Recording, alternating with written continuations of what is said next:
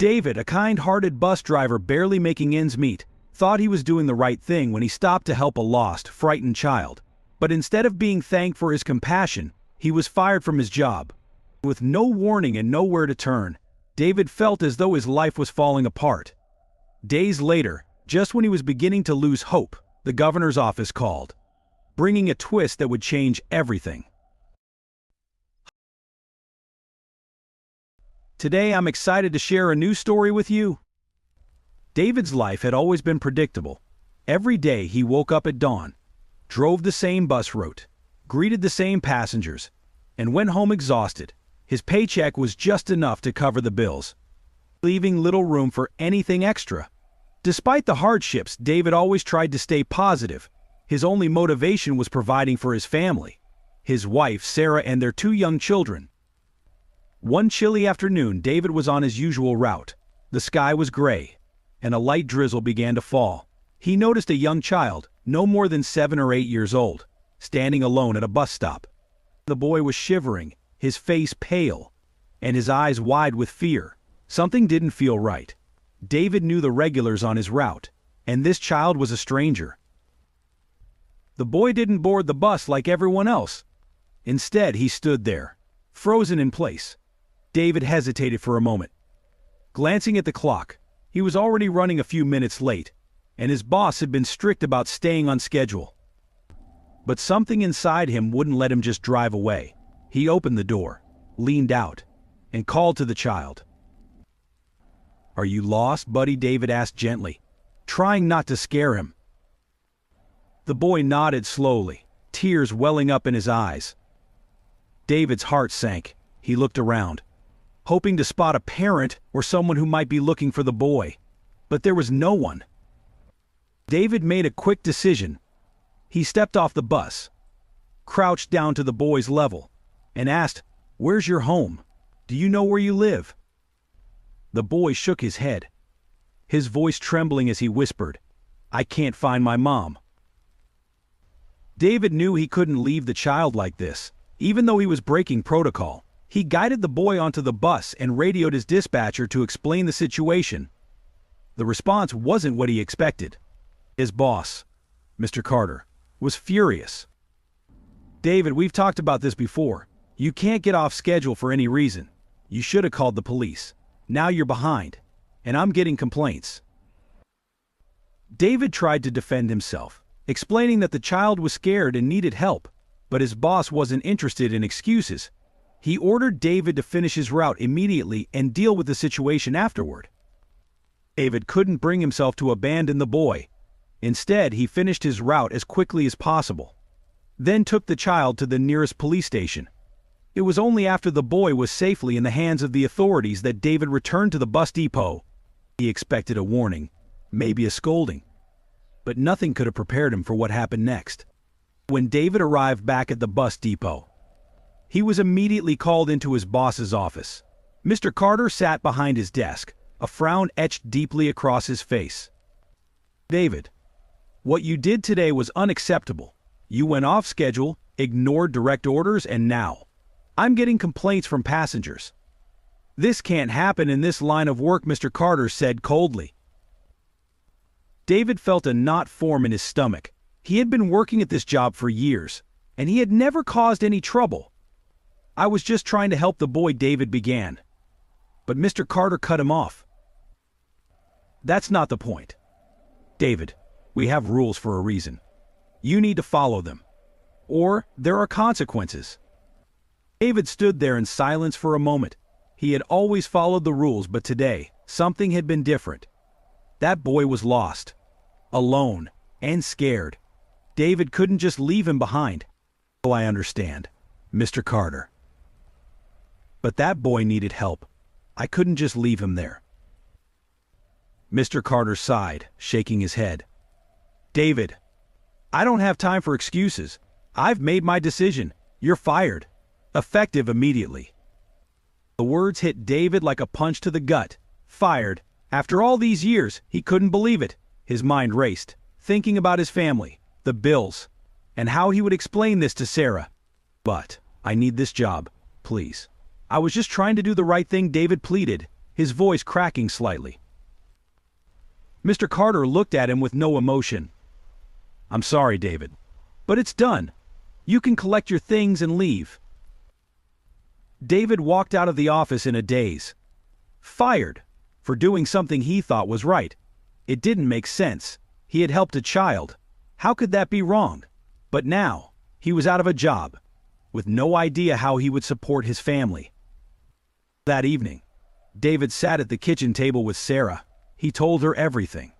How he had helped the boy, how his boss didn't care, and how he had lost his job because of it.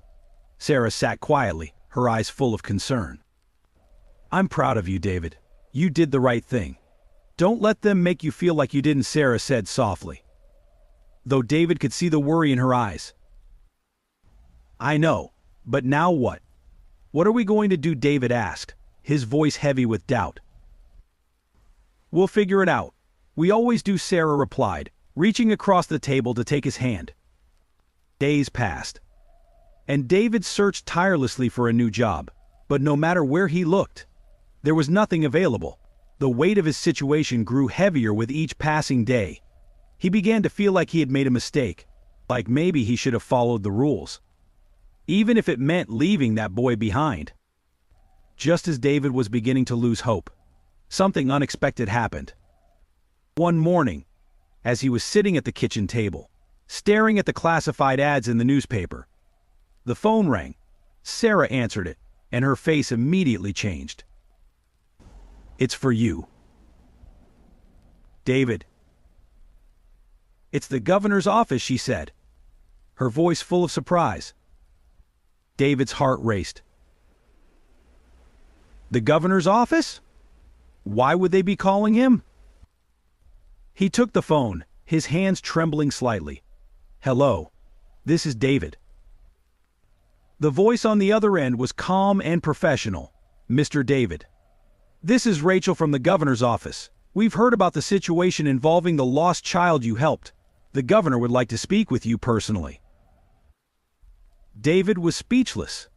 The governor wanted to speak with him? David stood there, gripping the phone, his mind racing. He had no idea why the governor's office would want to speak with him. Was this about the lost child?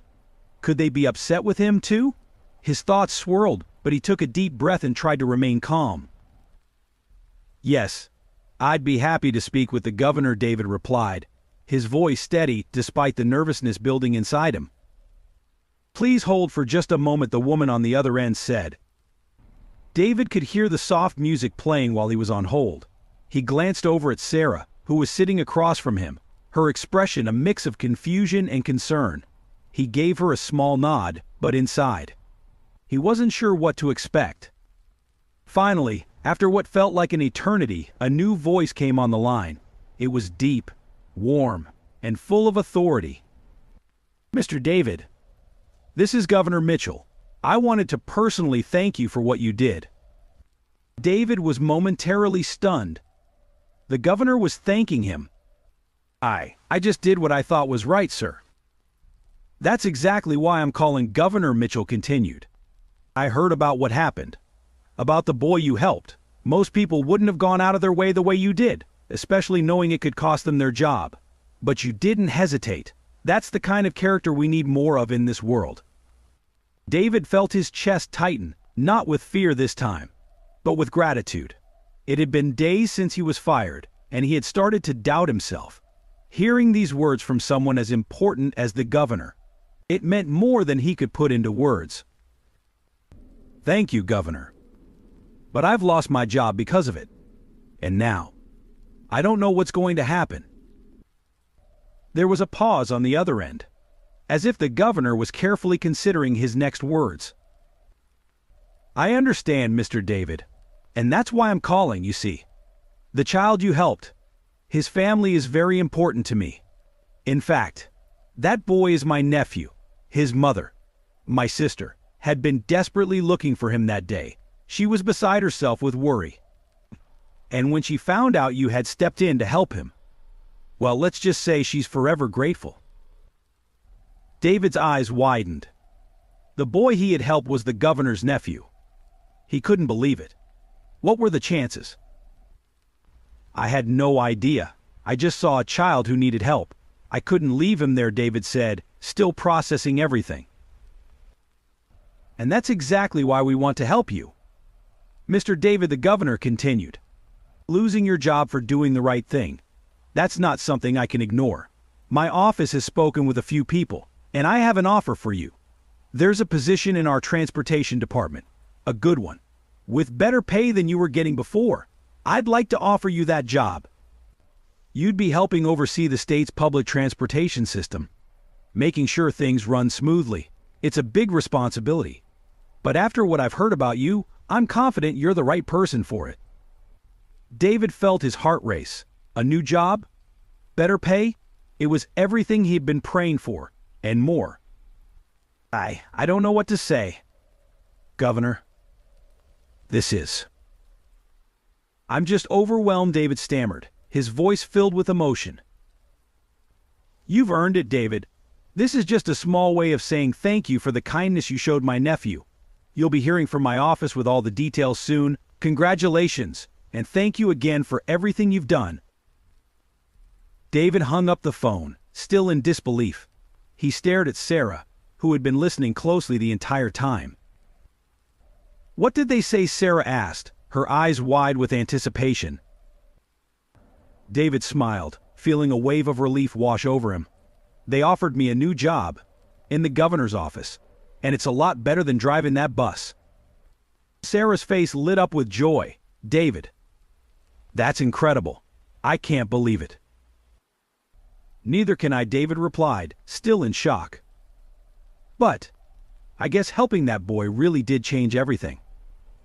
As they sat together in silence, the weight that had been pressing down on them for days slowly began to lift.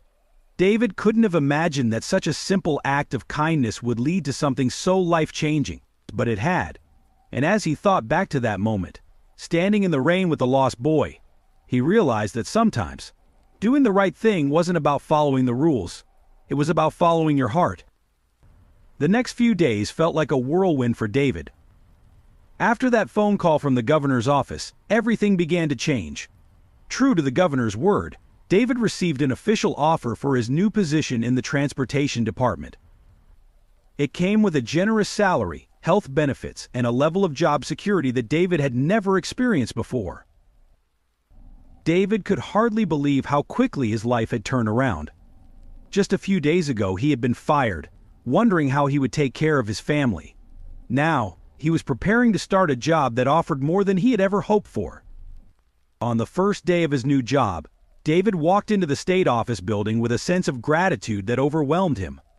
As he stepped into the large, glass-covered lobby, he could hardly keep the smile off his face. He had gone from a bus driver to someone working directly for the state, all because he had stopped to help a child. The governor's office had set up an official meeting to welcome David and get him acquainted with his new role. As he sat down in the conference room, he couldn't help but think back to that rainy afternoon, to the boy who had stood alone at the bus stop. It all felt so surreal. During the meeting, David was introduced to a team of people who would be working alongside him. They were warm and welcoming, and many of them already knew about what he had done. "We're lucky to have you with us," David, one of the senior managers, said with a smile. "We've all heard about the kindness you showed to that little boy. You're just the kind of person we need here." David nodded, grateful but still a little stunned by how much attention the story had received. The weeks that followed were full of learning and adapting to his new role. David worked hard, just like he always had. But now, there was a sense of purpose behind everything he did. He wasn't just doing a job to pay the bills. He was part of something bigger. He was helping to improve the very system he had been a part of for so many years. But it wasn't just the job that had changed. There was something different about the way David saw the world now. That single act of kindness had led to a series of events he never could have predicted. It was as if the universe had rewarded him for doing the right thing, even when it had cost him everything at the time. One afternoon, a few weeks into his new role, David received a letter at his office. The envelope was plain, with no return address. He opened it cautiously, curious about what it might contain. Inside was a simple note, handwritten, with only a few words. "Thank you for saving me." David felt his heart skip a beat as he read the words. He immediately knew who it was from. The boy. The one he had helped that rainy day. But there was no signature, no further explanation. Just those few simple words. David sat there, holding the note in his hands. He hadn't expected this. Hadn't thought he would hear from the boy again.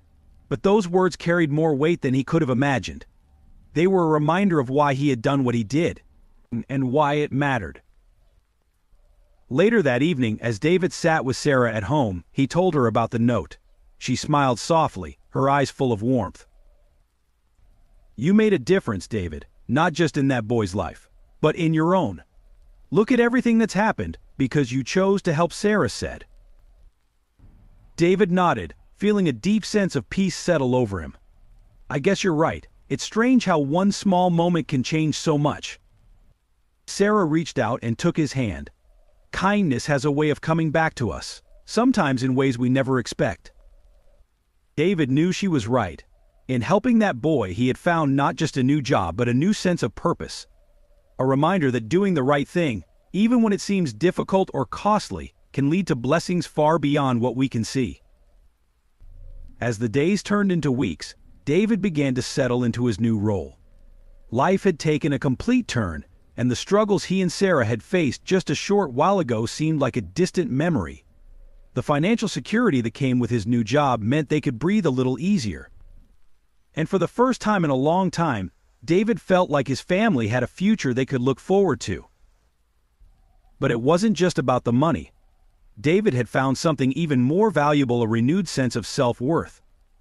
Every day he woke up knowing he was making a difference. He was helping to shape a transportation system that served millions of people, ensuring that safety and efficiency were priorities. He had gone from being just another bus driver to someone who was responsible for something much bigger. One afternoon, after a long day at work, David received an unexpected visitor at his office. It was a woman, standing at the door, looking slightly nervous. She had a familiar face, but David couldn't place where he had seen her before. "Mr. David?" she asked quietly. "Yes, that's me. Can I help you?" David replied, curious about why she had come. The woman stepped forward, her voice trembling slightly as she spoke. I'm Jake's mother. The boy you helped that day." David's heart skipped a beat.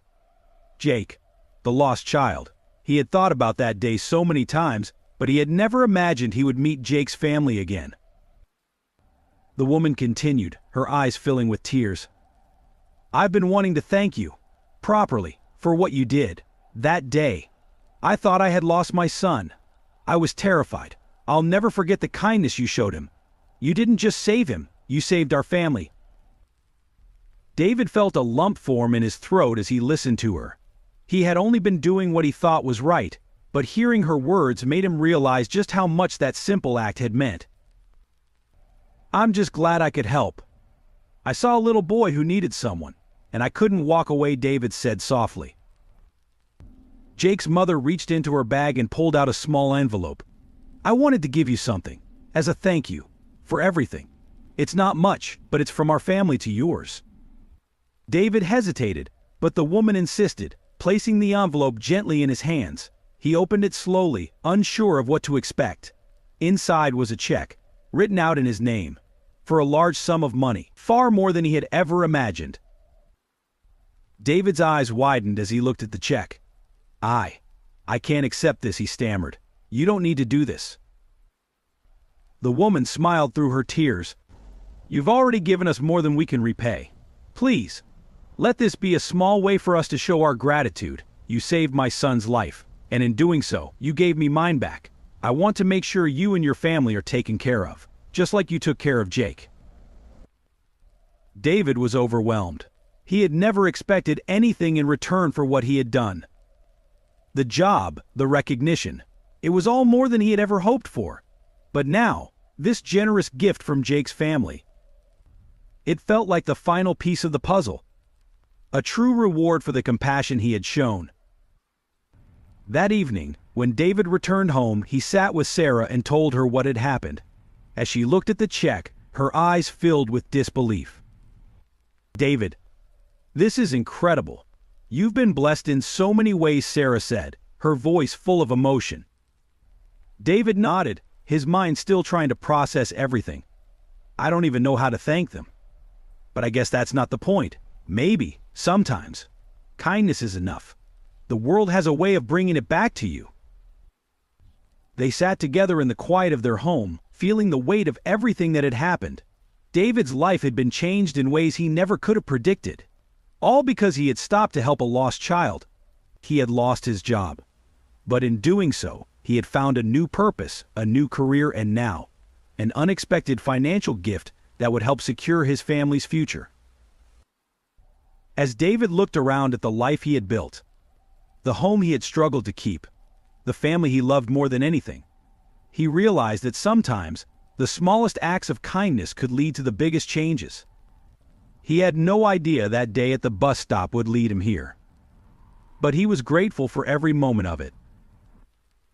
And as he sat there reflecting on everything, he knew one thing for sure: when you lead with compassion, when you choose kindness even when it costs you, the universe has a way of paying it forward, sometimes, in ways you could never imagine. Love this story? Tap that like button and subscribe to Mystic Tales for more. Let us know how this story made you feel with a single word in the comments.